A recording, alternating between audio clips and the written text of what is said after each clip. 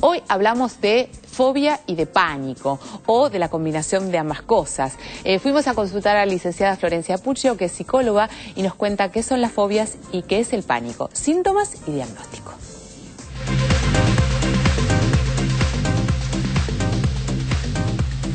Hay una diferencia entre pánico o trastorno de pánico y fobias. Trastorno de pánico se define como aquella persona que ha tenido crisis de pánico, que son crisis de miedo intenso, repentino, cargado de un montón de síntomas que aparecen de forma súbita, síntomas como taquicardia, sudoración, temblores, miedo a volverse loco, miedo a morir.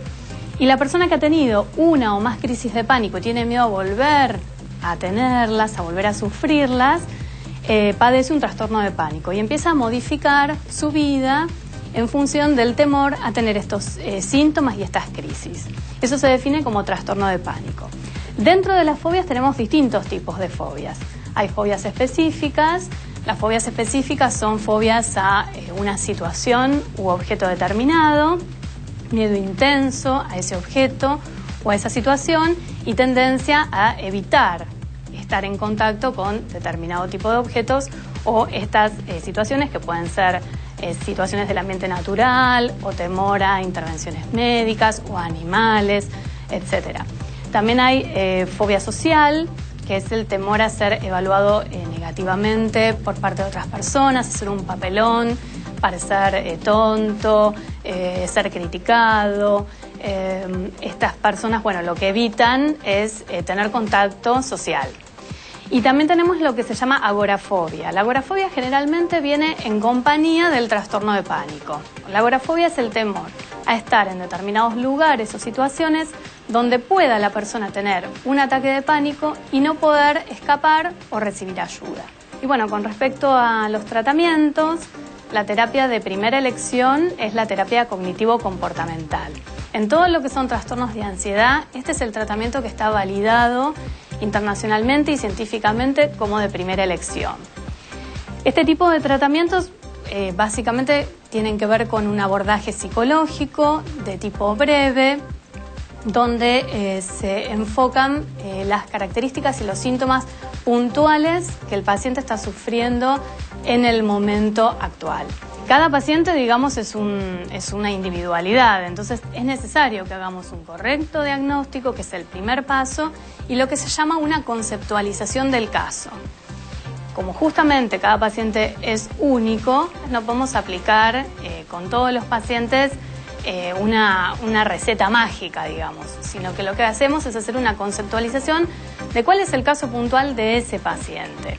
En general son patologías que por ahí cuando comienzan pueden quedar un poco solapadas porque los síntomas pueden ser leves, pero a la larga es muy fácil detectar, o sea, son patologías muy evidentes y la verdad que en general es muy manifestado por el mismo paciente, porque esto realmente molesta, es tal el nivel de afección que tiene que el paciente lo manifiesta como una grave molestia. Así que en general se ve mucho, se observa mucho, tanto por los que viven con el paciente como por el paciente mismo. La idea es que, bueno, obviamente incentivar a buscar ayuda y hacer el tratamiento adecuado. Bueno, dos cosas que me parece que son muy pero muy rescatables, porque hay gente que convive con este tipo de fobias toda la vida sin tratarse. Estamos hablando de terapias breves, estamos hablando de tratar puntualmente sobre los síntomas que sufre esta persona cuando se trata de una determinada fobia. Habíamos dicho que no hablábamos de la fobia social, que ya es un tema más complicado, ¿no? No es más complicado. Apuntábamos hoy a hablar de por ejemplo, fobias. Si tenés fobia a una mosca, estás en el horno en el día de hoy, porque tenemos un gran moscardón en el estudio que, mirá, acá está. Bueno. No, es una fobia. La fobia social es un tipo de fobia, como explicaba la licenciada. Hoy hablábamos de apuntar a lo que es la fobia y el ataque de pánico y el trastorno de pánico. Sí. La verdad es que son todos trastornos de ansiedad. Y lo que vemos en común ante estos trastornos es que la persona tiene una ansiedad anticipatoria. Siempre está anticipándose a lo que le va a generar temor. Pero antes de esto me gustaría diferenciar, para sumarla a la licenciada, sí, ¿qué es una crisis o ataque de pánico y un trastorno de pánico? Perfecto. Porque una persona puede tener, por diferentes situaciones en su vida, de estrés, de cansancio, de malestar o por una situación traumática, un ataque de pánico concreto, en donde tiene súbitamente un ataque de terror, de pánico, que piensa que se va a morir, que tiene síntomas físicos, de sudoración, de taquicardia, transpiración, piensa que se está volviendo loco, que se va a morir. Pero si esto no se vuelve a repetir, esto tiene un pico de intensidad, dura más o menos 10 minutos, la persona se siente muy mal y cede. Y a veces nunca más vuelve a suceder. Exacto. Las personas muchas veces tienen mucho miedo al miedo que le produjo este ataque de pánico. Y esto se le llama miedo al miedo, porque empieza a pensar de que ese miedo o ese ataque, esa crisis de pánico, tuvo que ver específicamente con el lugar en donde estaba. Entonces suponte que esto se dio, no sé, por decir en algún lugar, en el cine. Entonces dejará de ir a lugares cerrados parecidos al cine. Porque los relaciona con ese incidente. Porque lo va a relacionar. Muchas veces esto no sucede nunca más y muchas veces sí sucede que esto se da de continuo, muchas veces en la semana, muchas veces en el mes, muchas veces en el año, tanto que los lugares a los que se tiene que limitar son cada vez más. En algún momento, cuando iniciábamos nuestro programa, yo había dado un ejemplo de lo que es, claro, concreto, de lo que es la fobia, para tener una idea de qué pasa con este motivo que no encontramos. Digamos, porque uno entiende que no le puede tener miedo a una cucaracha, porque la cucaracha no es tan peligrosa, y uno sabe que es ilógico este miedo. Pero este miedo tiene un motivo real de temor, mucho más inconsciente, que se manifiesta a la manera de temor de una cucaracha. Hablábamos en ese momento de, para repetirlo y recordarlo, de la piedrita que se tira en el agua. Cuando tiramos una piedrita al río, se hacen un montón de círculos concéntricos. Esa piedrita es el motivo real de la fobia. Se esconde, se hunde, no lo conocemos. Y aparecen como manifestación un montón de círculos que dan a entender de que algo hay en el fondo de nuestro psiquismo, que da la manifestación de otra situación que uno dice, esto es simple. Ahora, pregunta, me detengo acá un minuto. Dale. ¿Qué pasa cuando uno convive con estas fobias desde muy pequeño? O sea, cuando vos me estás hablando de la piedrita, me estás representando un problema real que obviamente después dejamos de ver y empezamos a ver los síntomas o las consecuencias de ese problema. ¿Qué pasa cuando uno tiene esto desde muy pequeño y obviamente no lo ha resuelto como corresponde?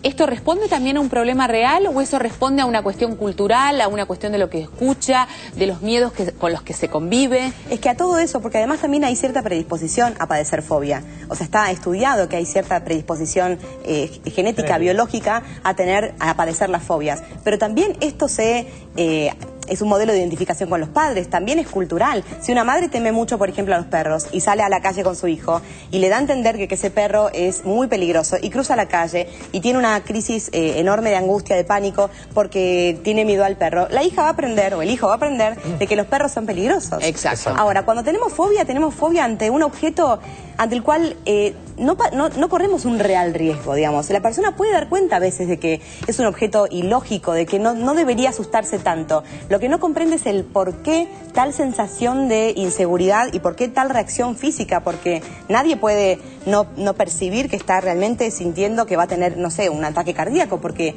una persona que tiene un ataque de pánico piensa que en ese momento se va a morir, pero no porque no le ocurra nada, le ocurren un montón de cosas.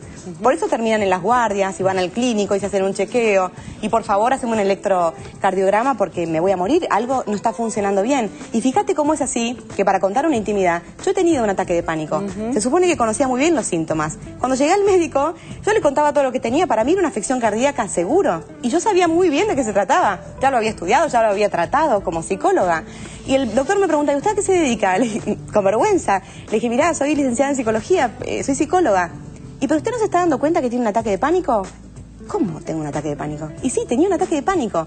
Es tan difícil percibirlo porque la sensación real es de un infarto inminente. No, y aparte, lo interesante es que lo pueda percibir también hoy por hoy los médicos de guardia que estén ayornados con toda esta información y que puedan identificar y tranquilizar a aquella persona que está teniendo estos síntomas y que efectivamente no tiene nada orgánico, sino que más bien responde a una cuestión psicológica. Lo que no quiere decir es que no lo descartes, ¿no?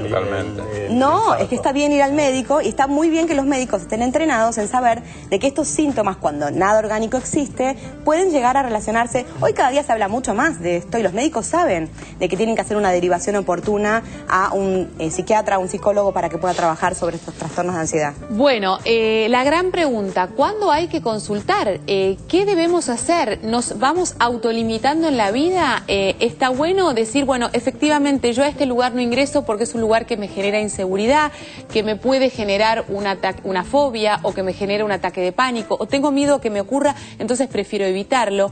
¿Está bueno vivir autolimitado o en realidad tenemos que enfrentarlo, consultar y empezar a trabajar sobre las distintas fobias que podemos tener?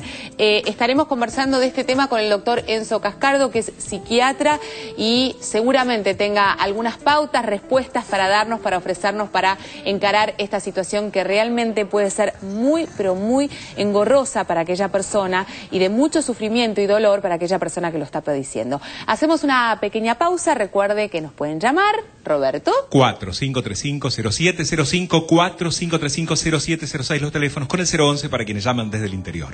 Ale, ¿de qué vamos a estar hablando después de la pausa? Vamos a relacionar todos estos síntomas que muy bien Valeria nos explicaba recién con la perpetuación del dolor. Cómo la angustia puede generar dolor y retroactivarse por sí sola. O sea, dolor real. Dolor real en conjunción con todos estos síntomas físicos que un ataque de ansiedad o de fobia nos puede llegar a generar. Bueno, completito, ¿eh? Ya venimos, no se vayan. ¿Sabías que para definir un ataque de pánico